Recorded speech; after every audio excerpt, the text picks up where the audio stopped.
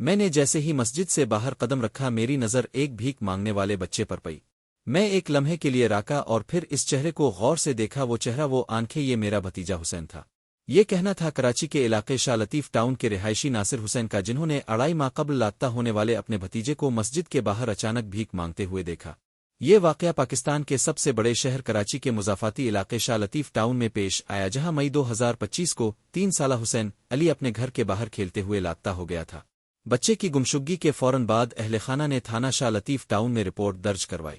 دفعہ 363 کے تحت FIR کا اندراج کیا گیا، لیکن کئی ہفتے گزرنے کے باوجود حسین علی کا کوئی سراغ نہ ملا۔ محمد حسین کے چچا نے اردو نیوز کو بتایا کہ 21 جولائی کو وہ معمول کے مطابق فاروق اعظم مسجد میں نماز عشاء ادا کرنے گئے تھے کہ مسجد میں ان کے بھتیجے کے کمسن دوست نے انہیں بتایا کہ ان کا بھتیجا حسین مسجد کے باہر بھیک مانگ رہا ہے۔ ان کا کہنا تھا کہ بچے کی بات سن کر وہ جیسے ہی مسجد سے باہر آئے تو ان کی نظر ایک بچے پر پڑی جو بھیک مانگ رہا تھا۔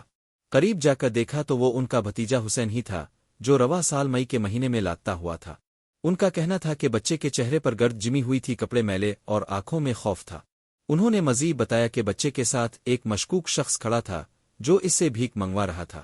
انہوں نے فوری طور پر شور مچایا، جس پر اہل علاقہ اکٹھے ہو گئے اور اس مشکوک شخص کو پکڑ کر پولیس کے حوالے کر دیا گیا۔ پولیس کے مطابق ابتدائی تفتیش میں گرفتار شخص کی شناخت شہریار ولد مشتاق حسین کے طور پر ہوئی ہے۔ SHO شاہ لطیف پولیس اسٹیشن صدرالدین میرانی نے اردو نیوز سے بات کرتے ہوئے بتایا کہ پولیس نے گرفتار ملزم کی نشاندہی پر واقعہ میں ملوث مزید 2 افراد کو گرفتار کر لیا ہے۔ گرفتار ملزمان میں ملزم شہریار کی ساس شامل ہے۔